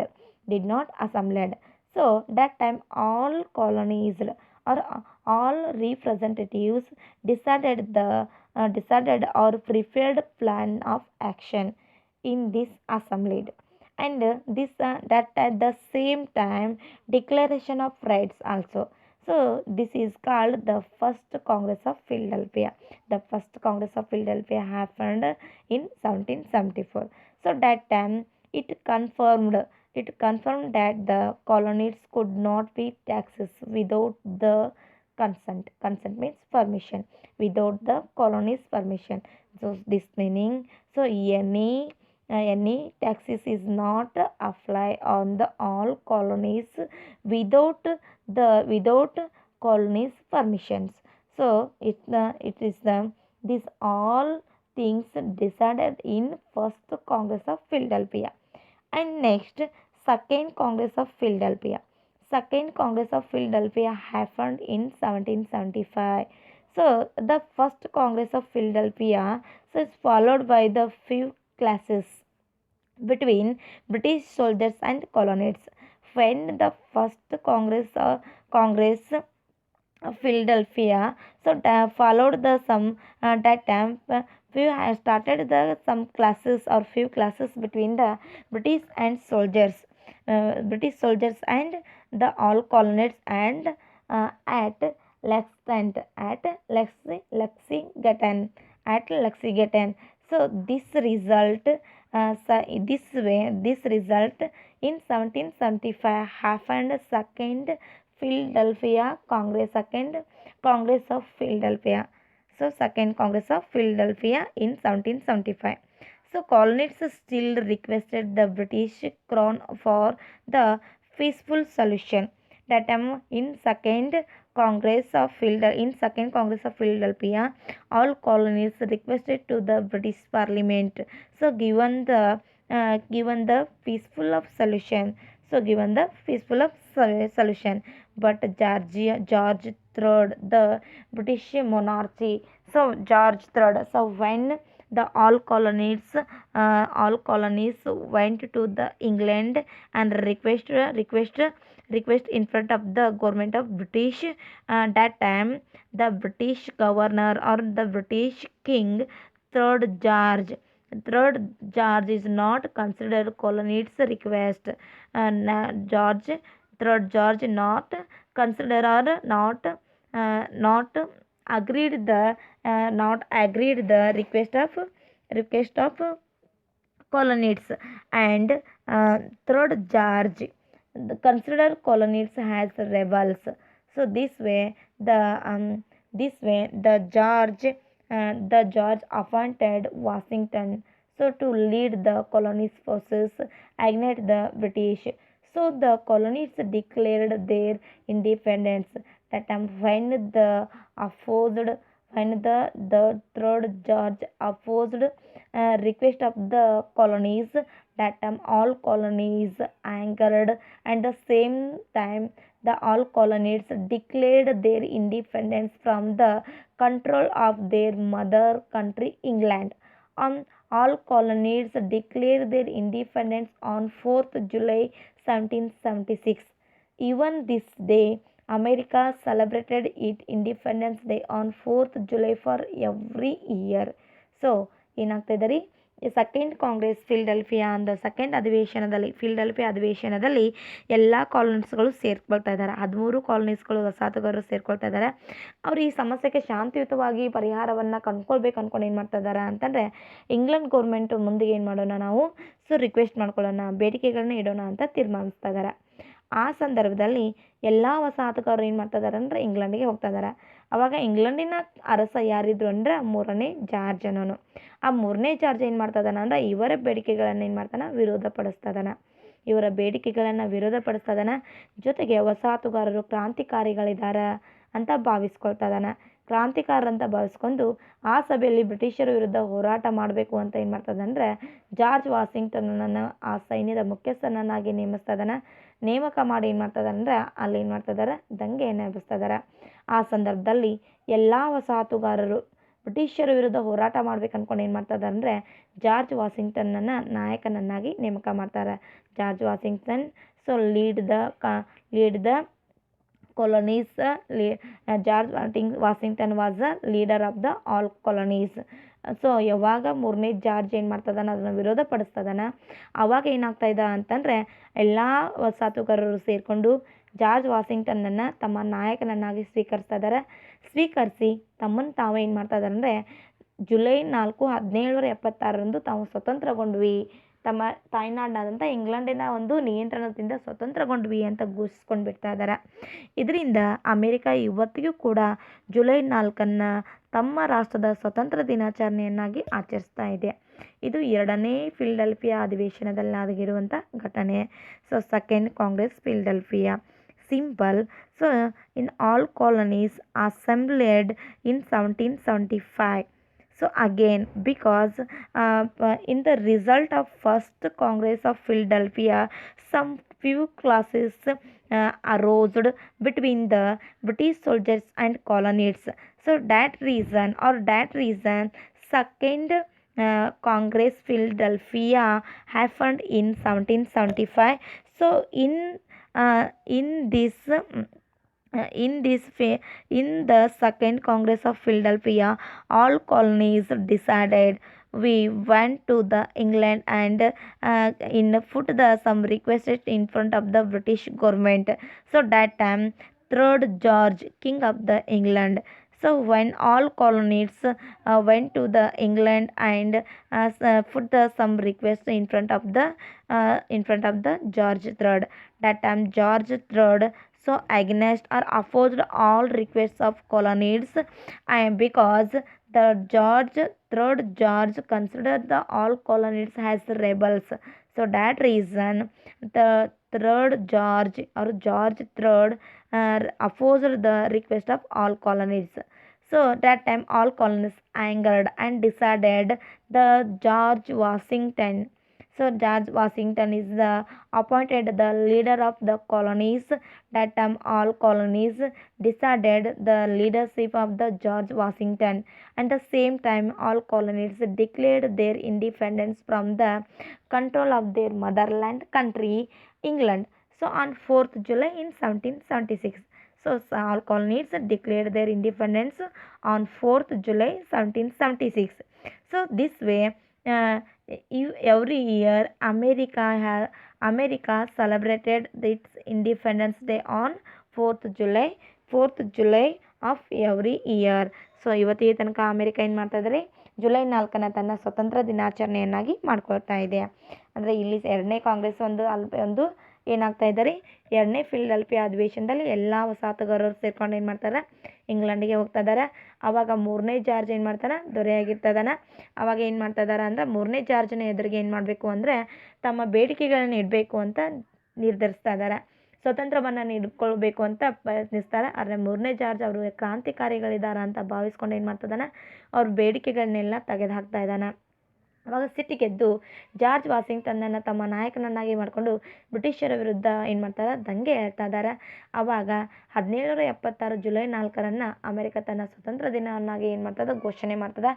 ಆ ಕಾರಣದಿಂದ ಇವತ್ತಿಗೂ ಕೂಡ America ಏನು ಮಾಡ್ತದ ಅಂತಂದರೆ America ಏನು ಮಾಡ್ತದೆ ರೀ, ತನ್ನ ಒಂದು ಏನು ಮಾಡ್ತಾ ಇದೆ, ಸ್ವತಂತ್ರ ದಿನವನ್ನಾಗಿ 4th ಜುಲೈಯನ್ನು ಆಚರಣೆ ಮಾಡ್ತಾ ಇದೆ. ಸೊ ಹಾಗಾದರೆ ಏನೇನು ಕ್ರಾಂತಿಗಳು ನಡೆದು ಯಾರ ನಾಯಕತ್ವದಲ್ಲಿ, ವಾಷಿಂಗ್ಟನ್ನ ನಾಯಕತ್ವದಲ್ಲಿ. ಸೊ ಕೆಲವೊಂದಿಷ್ಟು ಏನಾಗ್ತದೆ ಅಂದರೆ ಕ್ರಾಂತಿಗಳು ನಡ್ತಾ ಇದ್ದಾವೆ. ಮೊದಲನೇದು ಯಾವುದು ಅಂತಂದರೆ ವಸಾಹತುಗಳ ಮನೋ ಏನಾಗ್ತದೆ ಅಂದರೆ ಯಾವಾಗ 3ನೇ ಜಾರ್ಜ್ ಅವುಗಳನ್ನ ನಿರಾಕರಿಸ್ತದಾನ, ಅವಾಗ ಜುಲೈದಲ್ಲಿ 1775 ಬಂಕರ್ ಹಿಲ್ ಎಂಬಲ್ಲಿ ಏನಾಗ್ತದೆ, ಒಂದು ಕದನ ನಡ್ತಾ ಇದೆ. ಏನದ ಅಂದರೆ ಸರ್ ವಿಲಿಯಂ ಹೋ ಅನ್ನುವಂಥ ಒಬ್ಬ ಬ್ರಿಟಿಷನ ಸೈನ್ಯದಿಂದ ಏನು ಮಾಡ್ತಾನೆ ಅಂದ್ರೆ ಸೋಲ್ತಾ ಇದ್ದಾನೆ. ಸರ್ ವಿಲಿಯಂ ಹೋ ಅನ್ನೋನು ಯಾರು ಅಂತಂದರೆ ವಸಾಹತುಗಾರರ ನಾಯಕ. ಸೊ ಈತ ಬ್ರಿಟಿಷ್ ಸೈನ್ಯದಿಂದ ಸೋಲ್ತಾ ಇದ್ದಾನೆ. ಅಂದರೆ ಕದನ ಹೇಗಾಯಿತು ಅನ್ನೋದು ನೋಡ್ತಾ ಇದ್ದೀವಿ. 3ನೇ ಜಾರ್ಜ್ ನಾಯಕತ್ವದಲ್ಲಿ ಮತ್ತು ವಸಾಹತುಗಾರರ ಮಧ್ಯೆ ಹಲವಾರು ಕದನಗಳು ನಡೀತಾ ಇದ್ದಾವೆ. ಅವು ಒಂದು ಬಂಕರ್ ಹಿಲ್, ನಂತರ ಟಿಂಟನ್, ನಂತರ ಪ್ರಿನ್ಸ್ಟನ್ ಆ್ಯಂಡ್ ಸರಟೋಗ 4 ಕದನಗಳು ನಡೀತಾ ಇದ್ದಾವೆ. ಈ ಕದನದಲ್ಲಿ ಬಂಕರ್ ಹಿಲ್ ಕದನದಲ್ಲಿ ಸರ್ ವಿಲಿಯಂ ಹೋ ಅನ್ನುವಂಥ ವಸಾಹತುಗಾರರ ನಾಯಕ ಸಂಪೂರ್ಣವಾಗಿ ಬ್ರಿಟಿಷರಿಂದ ಸೋಲ್ತಾ ಇದ್ದಾನೆ. ಅರ್ಥ ಆಯ್ತು ರೀ. So in 1775 in bunker hill war Sir William Howe defeated by the British soldier. Sir William Howe, leader of the colonies, he was defeated by the British soldiers. And afterwards, Trenton and Princeton wars happened. Trenton and Princeton, what's happened in this war? All colonies have the victory. So this victory, all colonies was victories by the George Washington. So ಎರಡನೇ ಒಂದು ಕದನದಲ್ಲಿ ಯಾವಂದ್ರೆ ಟ್ರೆಂಟನ್ ಮತ್ತು Princeton ಅನ್ನುವಂಥ ಎರಡು ಕದನಗಳು ನಡೀತಾ ಇದಾವೆ. ಆ ಎರಡೂ ಕದನದಲ್ಲಿ ಏನಾಗುತ್ತೆ ಅಂದ್ರೆ ವಸಾಹತುಗಾರರು ಏನು ಮಾಡ್ತಾರೆ, ಜಯಿಸ್ತಾ ಇದ್ದಾರೆ. ಕಾರಣ ಜಾರ್ಜ್ ವಾಷಿಂಗ್ಟನ್ನ ನಾಯಕತ್ವದಲ್ಲಿ ಏನದಂದ್ರೆ ವಸಾಹತುಗಾರರು ಜಯಿಸ್ತಾ ಇದ್ದಾರೆ ಅಂತ ಹೇಳ್ತೀವಿ. ಸೊ ಇದು ಏನಾಗ್ತದೆ ಅಂತಂದ್ರೆ that time George Washington have the great dignity of the nation. So ಆ ಸಂದರ್ಭದಲ್ಲಿ ಏನಾಗುತ್ತೆ, ಜಾರ್ಜ್ ವಾಷಿಂಗ್ಟನ್ನ ಕೀರ್ತಿ ಇವತ್ತು ರಾಷ್ಟ್ರದ ಗೌರವ ಏನಾಗುತ್ತೆ, ಹೆಚ್ಚಾಗುತ್ತಾ ಅಂತ ಹೇಳ್ತಿದ್ದೀವಿ. ಇನ್ನು ಅದೇ ಸಂದರ್ಭದಲ್ಲಿ ಅಕ್ಟೋಬರ್ 17, 1777 ಅಕ್ಟೋಬರ್ 17, 1777 ಸರಟೊಗೊ ಅನ್ನುವಂಥ ಒಂದು ಕದನ ನಡೀತದೆ. ಭಾಳ ಇಂಪಾರ್ಟೆಂಟ್ ರೀ. ಬಂಕರ್ ಹಿಲ್ ಮತ್ತು ಟ್ರೆಂಟನ್ ಪ್ರಿನ್ಸ್ಟನ್ಗಿಂತ ಇಂಪಾರ್ಟೆಂಟ್ ಯಾವುದು ಅಂದರೆ ಸರಟೊಗೊ. ಅಕ್ಟೋಬರ್ 17, 1777 ಸರಟೊಗೊ ಅನ್ನುವಂಥ ಒಂದು ಕದನ ನಡೀತಾ ಇದೆ. ಈ ಕದನದಲ್ಲಿ ಏನಾಗುತ್ತೆ ಅಂದರೆ ಬ್ರಿಟಿಷ್ ಸೇನೆ ಸಂಪೂರ್ಣವಾಗಿ ಏನಾಗುತ್ತೆ ಅಂದರೆ ಶರಣಾಗತಿ ಆಗ್ತದೆ. ಇದೇ ಸಂದರ್ಭದಲ್ಲಿ ಫ್ರಾನ್ಸ್, ಸ್ಪೇನ್ ಮತ್ತು ಹಾಲೆಂಡ್ಗಳು ಏನು ಮಾಡ್ತಾವೆ ಅಂದ್ರೆ ಅಮೆರಿಕಕ್ಕೆ ಸಪೋರ್ಟ್ ಮಾಡ್ತಾ ಇದ್ದಾವೆ. ಫ್ರಾನ್ಸ್ ಸಕ್ರಿಯವಾಗಿ ಯುದ್ಧದಲ್ಲಿ ಭಾಗವಹಿಸ್ತದೆ. ಯಾಕೆ ಹೇಳ್ರಿ, ಇಂಗ್ಲೆಂಡ್ ಮತ್ತು ಫ್ರಾನ್ಸ್ ಮಧ್ಯೆ ಏನಾಗುತ್ತೆ ಅಂದರೆ ಪದೇ ಪದೇ ಕದನ ನಡ್ತಾ ಇತ್ತು. ಸೊ ಇದರಿಂದ ಅದರದ ಒಂದು ಸ್ಟ್ರಾಂಗ್ ಎನಿಮಿ ಯಾವುದು ಅಂತಂದರೆ ಇಂಗ್ಲೆಂಡ್ದ ಸ್ಟ್ರಾಂಗ್ ಎನಿಮಿ ಯಾವುದಾಗಿತ್ತು ಅಂದರೆ ಫ್ರಾನ್ಸ್ ಆಗಿತ್ತು. ಹಾಗಾಗಿ ಏನಾಗುತ್ತೆ ಅಂದರೆ ಫ್ರಾನ್ಸ್ ತಾನೇ ನೇರವಾಗಿ ಏನಾಗುತ್ತೆ ಆ ಕದನದಲ್ಲಿ ಭಾಗವಹಿಸ್ತಾ ಇದೆ. ಹೀಗಾಗಿ 1781 ಜಾರ್ಜ್ ವಾಷಿಂಗ್ಟನ್ ಮತ್ತು ಫ್ರೆಂಚ್ ಸೇನಾ ನಾಯಕನಾದಂಥ ಲಫಾಟೆ ಇವರಿಬ್ಬರು ಜಂಟೆ ಸೈನ್ಯವನ್ನು ಏನು ಮಾಡ್ತಾರೆ, ರೆಡಿ ಮಾಡಿಕೊಂಡು ಯರ್ಕಾಟೌನ್ ಅನ್ನೋಂಥ ಪ್ರದೇಶದ ಮೇಲೆ ಅಟ್ಯಾಕ್ ಮಾಡ್ತಾ ಇದ್ದಾರೆ, ಮುತ್ತಿಗೆ ಹಾಕ್ತಾ ಇದ್ದಾರೆ. ಆ ಸಂದರ್ಭದಲ್ಲಿ ಬ್ರಿಟಿಷ್ ಸೇನೆ ಏನು ಮಾಡ್ತದೆ ಅಂದರೆ ಲಾರ್ಡ್ ಕಾರ್ನ್ ವಾಲಿಸ್ ಅನ್ನೋಂಥ ವ್ಯಕ್ತಿಯನ್ನು ಕಳಿಸ್ತದೆ. ಆವಾಗ ಲಾರ್ಡ್ ಕಾರ್ನ್ ವಾಲಿಸ್ ಒಂದು ನಾಯಕತ್ವದಲ್ಲಿ ಬ್ರಿಟಿಷ್ ಸೇನೆ ಸಂಪೂರ್ಣವಾಗಿ ಸೋಲನ್ನು ಅನುಭವಿಸ್ತದೆ. ಕೊನೆಗೆ 1783 ನಡೆದಂಥ ಒಂದು ಪ್ಯಾರಿಸ್ ಒಪ್ಪಂದದಿಂದ ಈ ಕದನ ಕಂಪ್ಲೀಟ್ ಆಗಿ ಏನಾಗುತ್ತೆ, ಕೊನೆಗೊಳ್ತದೆ. ಈ ಕದನದೊಂದಿಗೆ ಅಮೆರಿಕ ಏನಾಯ್ತು ರೀ, ಸ್ವತಂತ್ರವಾಯಿತು ಅಂತ ಹೇಳ್ತಾ ಇದ್ದೀವಿ. ಈ ರೀತಿ ಅಮೆರಿಕ ಕ್ರಾಂತಿ ಏನಾಗ್ಯದ ಅಂದರೆ ನಡ್ಕೊಂಡು ಬಂದದ ಅಂತ ಹೇಳ್ತೀವಿ. ಸೊ ಹಾಗಾದರೆ ಏನಾಗುತ್ತೆ ರೀ, ಇನ್ 1777 and on 17 October so Saratoga battle happened. That time Manuel and France, Spain and Holland also supported to the colonies, and directly France took an active part by the giving the military support to the America. That time France giving the military support to the America, and directly is America is involved in the battle. That time in 1781 George Washington with the helping to the commander Lafayette. So French commander Lafayette helped to the George Washington.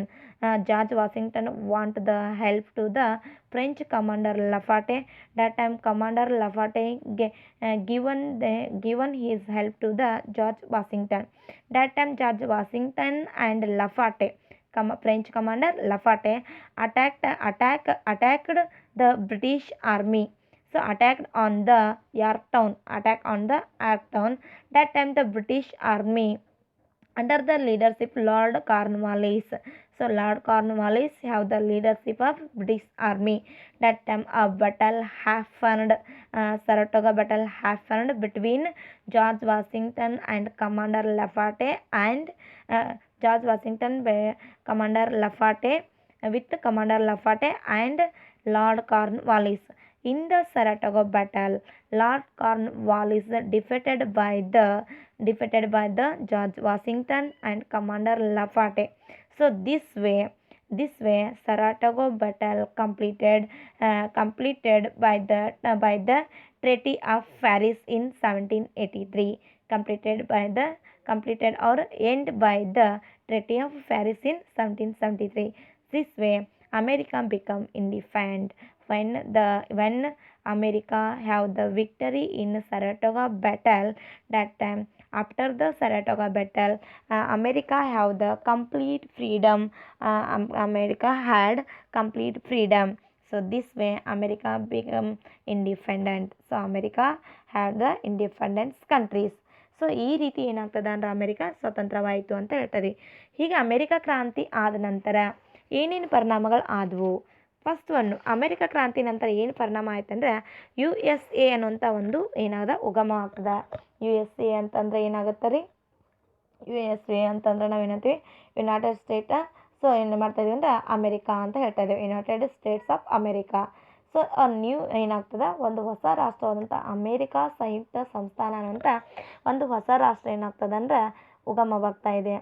ಆ ಸಂದರ್ಭದಲ್ಲಿ America ಸ್ವತಂತ್ರ ಆಗ್ತಾ ಇರೋದು ಏನು ಅಂದರೆ 1883ರಲ್ಲಿ Paris ಒಪ್ಪಂದದಿಂದ ಹೊರಟೋಗೋ ಒಂದು ಕದನ ಆದ ನಂತರ ಅಮೇರಿಕಾ ಸ್ವತಂತ್ರವಾಗ್ತಾ ಇದೆ. ಬಟ್ ಅಮೇರಿಕಾ ಸ್ವತಂತ್ರ ಘೋಷಣೆ ಮಾಡ್ಕೊಂಡಿದ್ದು 1776ರಲ್ಲಿ. ಬಟ್ ಕಂಪ್ಲೀಟಾಗಿ ಇಂಗ್ಲೆಂಡರನ್ನ ಹೊರಗಾಕಿ ಸ್ವತಂತ್ರವನ್ನು ಪಡ್ಕೊಂಡಿದ್ದು 1783ರಲ್ಲಿ. ಬಟ್ ಅಮೇರಿಕಾ ಯಾವಾಗ ಸ್ವತಂತ್ರ ಆಯ್ತು ಅಂತ ಕೇಳಿದರೆ ಜುಲೈ 4, 1776 ಅಂತಲೇ ನೀವು ಬರಿಬೇಕು. ಇನ್ನು ಆವಾಗ ಸ್ವತಂತ್ರಗೊಂಡಂಥ ಅಮೇರಿಕಾ ಅಂದರೆ ಕ್ರಾಂತಿ ನಡೆಯೋಕ್ಕಿಂತ ಮುಂಚೆನೇ ಸ್ವತಂತ್ರ ಘೋಷಣೆ ಮಾಡ್ಕೊಂಡದ, ಆಮೇಲೆ ಕ್ರಾಂತಿ ನಡೆದದ. ಅಂದರೆ ಕ್ರಾಂತಿ ಮುಗಿದಿದ್ದು 1783, ಬಟ್ ಸ್ವತಂತ್ರ ಘೋಷಣೆ ಆಗಿದ್ದು 1776. ಈ ಸ್ವತಂತ್ರ ಆದ ನಂತರ ಏನಾಗ್ತಾ ಇದೆ ಅಂದರೆ ಅಮೇರಿಕಾ ಸಂಯುಕ್ತ ಸಂಸ್ಥಾನ ಅನ್ನುವಂಥ ಒಂದು ರಾಷ್ಟ್ರ ಉಗಮ ಆಗ್ತಾ ಇದೆ. ಆವಾಗ ಅಮೇರಿಕಾ ರಾಷ್ಟ್ರ ಏನು ಮಾಡ್ತದ ಅಂತಂದರೆ ಗಣತಂತ್ರ ಸರ್ಕಾರವನ್ನು ಅಳವಡಿಸ್ಕೊಳ್ತಾ ಇದೆ. ಎಷ್ಟರಲ್ಲಿ 1787ರಲ್ಲಿ ಗಣತಂತ್ರ ಸರ್ಕಾರವನ್ನು ಅಳವಡಿಸ್ಕೊಳ್ತಾ ಇದೆ. ಇದನ್ನು ನಾವು ಏನಂತ ಕರಿತೀವಿ ಅಂದರೆ ಲಿಖಿತ ಸಂವಿಧಾನವನ್ನು ಅಳವಡಿಸ್ಕೊಂಡಿತ್ತು. ಲಿಖಿತ ಸಂವಿಧಾನವನ್ನು ಅಳವಡಿಸೋದಂಥ ಮೊದಲ ಒಂದು ರಾಷ್ಟ್ರ, ಜಗತ್ತಿನಲ್ಲಿ ಫಸ್ಟ್ ಒಂದು ಲಿಖಿತ ಸಂವಿಧಾನವನ್ನು ಅಳವಡಿಸ್ಕೊಂಡಂಥ ಮೊದಲ ರಾಷ್ಟ್ರ ಕರಿತೀವಿ. ಇದರ ಅಮೇರಿಕಾ ಸಂಯುಕ್ತ ಸಂಸ್ಥಾನದ ಪ್ರಥಮ ಅಧ್ಯಕ್ಷ, ಸ್ವತಂತ್ರ ರಾಷ್ಟ್ರದ ಪ್ರಥಮ ಅಧ್ಯಕ್ಷ ಯಾರಾಗಿದ್ದಾರೆ ರೀ? ಜಾರ್ಜ್ ವಾಷಿಂಗ್ಟನ್ ಆಗಿದ್ದಾನ ಅಂತ ಹೇಳ್ತಾ ಇದ್ದೀವಿ. ಸೊ ಇದು ಫಸ್ಟ್ ಒಂದೇನದ ಪರಿಣಾಮ. ಆದರೆ ಫಸ್ಟ್ ರಿಸಲ್ಟ್ ಏನಾಗ್ತದೆ ಅಂದರೆ emergency of the U S A. U S S A means United States of America. when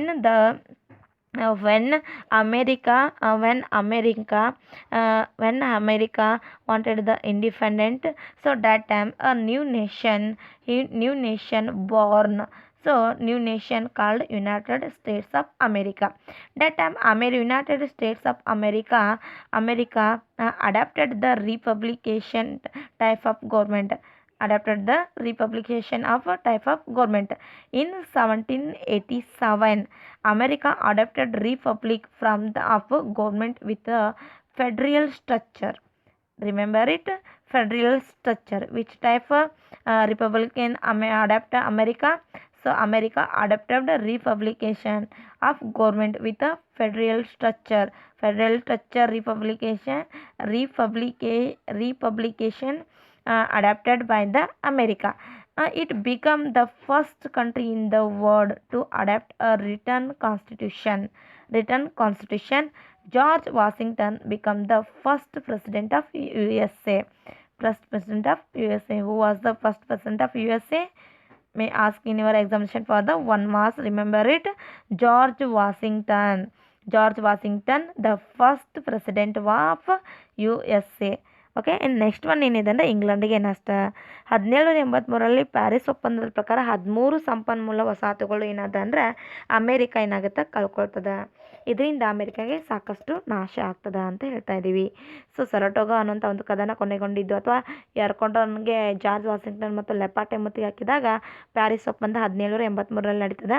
ಆ ಒಪ್ಪಂದದ ಪ್ರಕಾರ 13 ವಸಾಹತುಗಳು ಏನಾಗ್ತವೆ ಅಂದ್ರೆ ಸ್ವತಂತ್ರಗೊಳ್ತಾ ಇದ್ದಾವೆ. ಹಾಗಾಗಿ 13 ವಸಾಹತುಗಳು ಏನಾಗ್ತದೆ ಅಂದ್ರೆ ಇಂಗ್ಲೆಂಡ್ ಕಳೆದುಕೊಳ್ತದೆ. ಇದರಿಂದ ಇಂಗ್ಲೆಂಡ್ಗೆ ಬರ್ತಾ ಇರೋಂಥ ಸಾಕಷ್ಟು ಲಾಭ ಕೂಡ ನಿಂತು ಹೋಗ್ತದೆ. ಹಾಗಾಗಿ ಇಂಗ್ಲೆಂಡ್ಗೆ ಏನಾಯ್ತು ರೀ, ನಷ್ಟ ಆಯಿತು ಅಂತ ಹೇಳ್ತೀವಿ. So second result of independence war of America. So loss to England. So according to the Paris Treaty. So Paris Treaty concluded in 1783 and Paris Treaty happened in 1783. So when the Saratoga battle came to end, that under the Paris Treaty, that British government suffered heavily in the terms of economy. So British government or British Parliament faced the economy problems because all 13 colonies worked independently. So that time England have the most income by the 13 colonies. But when 13 colonies have the independence, that time England faced the many economical problems and England faced the financial losses problems. So this way lost to the England. And ಇದು ಮೂರನೇ ಒಂದು result ಏನಂದ್ರೆ ಪ್ರಜಾಪ್ರಭುತ್ವದ ಜೈಬೇರಿ. ಈ ಕದನದಲ್ಲಿ ಅಮೆರಿಕನ್ನರು ಗಳಿಸೋದ್ರಿಂದ ಪ್ರಜಾಪ್ರಭುತ್ವ ತತ್ವಗಳು ಏನಾದವು ಅಂತಂದರೆ ಜಗತ್ತಿನಾದ್ಯಂತ ಬಲಗೊಂಡವು ಅಂತ ಹೇಳ್ತೀವಿ. ಸಾಮ್ರಾಜ್ಯಶಾಹಿಗಳ ವಿರುದ್ಧ ಹೋರಾಟವ ರಾಷ್ಟ್ರ ಪ್ರೇಮಿಗಳಿಗೆ ಅದೊಂದು ಏನಾಯ್ತು ರೀ ಸ್ಫೂರ್ತಿ ಆಯಿತು ಅಂತ ತೆಗೆದುಕೊಳ್ತಾ ಇದ್ದೀವಿ. ಇದು ಕೂಡ ಒಂದು ಮೂರನೇ ಕಾರಣ ಅಂತ ಮೂರನೇ ಏನಿದೆ ಅಂದರೆ ಪರಿಣಾಮ ಅಂದರೆ ಟ್ರಿಂಫ್ ಆಫ್ ಡೆಮೋಕ್ರಸಿ ಅಂತ ಹೇಳ್ತಾ ಇದ್ದೀವಿ. Triumph means victory of democracy. So, victory of Americans strengthened the democratic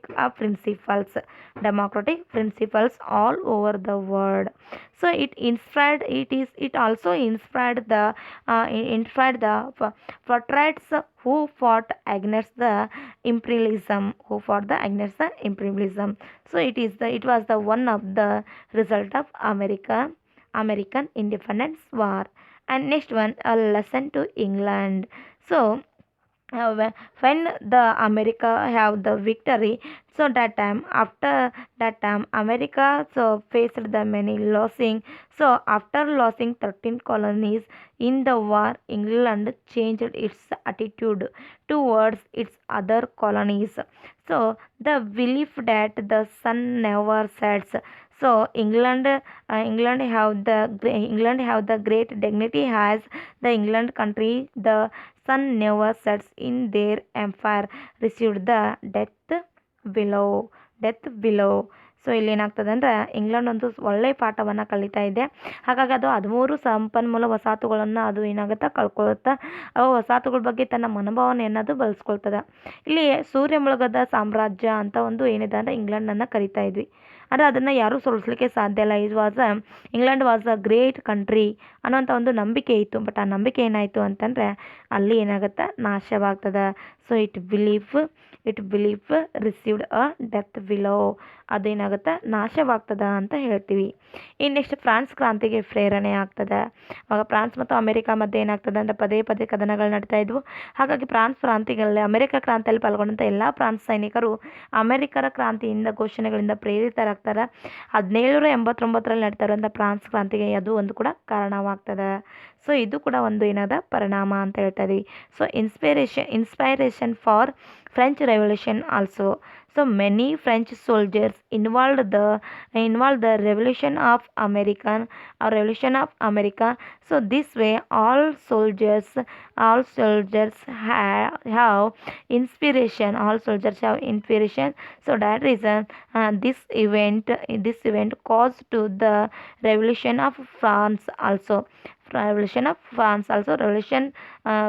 revolution happened in 1789. And last one result, ಇಂಗ್ಲೆಂಡ್ನಲ್ಲಿ ರಾಜ್ಯಪ್ರಭುತ್ವ ಅಂತ್ಯ ಆಯಿತು ಅಂತ ಹೇಳ್ತಾ ಇದ್ವಿ. ಅಂದರೆ ಅಮೆರಿಕ ಸ್ವಾತಂತ್ರ್ಯ ಸಂಗ್ರಾಮದಲ್ಲಿ ಹೀನಾಯವಾಗಿ ಸೋಲಿದ್ದು ಯಾವುದು ಅಂದರೆ ಇಂಗ್ಲೆಂಡು. ಆವಾಗ 3ನೇ ಜಾರ್ಜ್ ಏನು ಮಾಡ್ತಾನೆ ತನ್ನ ಒಂದು ಜನಪ್ರಿಯತೆಯನ್ನು ಕಳ್ಕೊಳ್ತಾ ಇದ್ದಾನೆ. ಹಾಗಾಗಿ ಆತ ಏನು ಮಾಡ್ತಾನೆ ಸಂವಿಧಾನಾತ್ಮಕವಾದಂಥ ರಾಜ್ಯಪ್ರಭುತ್ವ ಅಸ್ತಿತ್ವಕ್ಕೆ ಬರಲಿಕ್ಕೆ ಅಲ್ಲಿ ಏನಾಗುತ್ತೆ ರೀ ಕಾರಣವಾಗ್ತದೆ. ಸೊ ಹಾಗಾಗಿ ಏನಾಗುತ್ತೆ ಇದು ಒಂದು ಪರಿಣಾಮ ಅಂತ ಹೇಳ್ತಾ ಇದ್ವಿ. ಆ್ಯಂಡ್ ಲಾಸ್ಟ್ ರಿಸಲ್ಟ್ ಯಾವುದು? End of the monarchy in England. when the Americans have the independence, that time in the monarchy system decline in England because in third George caused to the defeated opposed to the all colonies. That reason third George lost his popularity in England. So he was subjected to come under the rule of the parliament. So that reason in the England monarchy system completely declined. So these all points result of the independence war of Americans. So ಈ ರೀತಿ ಹಲವಾರು ಅಮೆರಿಕದ ಪರಿಣಾಮಗಳನ್ನು ನಾವು ಕಾಣ್ತಾ ಇದ್ದೀವಿ. ಈ ಪರಿಣಾಮಗಳೊಂದಿಗೆ America ಸಂಪೂರ್ಣವಾಗಿ ಸ್ವತಂತ್ರವಾಯಿತು ಅಂತ ಹೇಳ್ತಾ ಇದ್ದೀವಿ. ಇಲ್ಲಿಗೆ ಅಮೆರಿಕ ಕ್ರಾಂತಿ ಅನ್ನೋಂಥ ಲೆಸನ್ ಏನಾಗುತ್ತೆ ರೀ ಕಂಪ್ಲೀಟ್ ಆಗ್ತದೆ. ನೆಕ್ಸ್ಟ್ ಏನಾಗುತ್ತೆ ಅಂದರೆ ಫ್ರಾನ್ಸ್ ಕ್ರಾಂತಿ ಪ್ರಾರಂಭವಾಗ್ತದೆ. ಫ್ರಾನ್ಸ್ ಕ್ರಾಂತಿ ಹೇಗೆ ಪ್ರಾರಂಭ ಆಯ್ತದ ಕಾರಣಗಳು ಏನು ಅನ್ನೋದನ್ನು ನಾವು ನೆಕ್ಸ್ಟ್ ಕ್ಲಾಸಲ್ಲಿ ಏನು ನೋಡೋಣ್ರಿ. So in this class we have discussed about course of independence war of America and result the independence war of America. So in next class we will discuss about the France Revolution 1789th 89th France Revolutions. In next class we will discuss about 1789th France Revolution. Okay, thank you.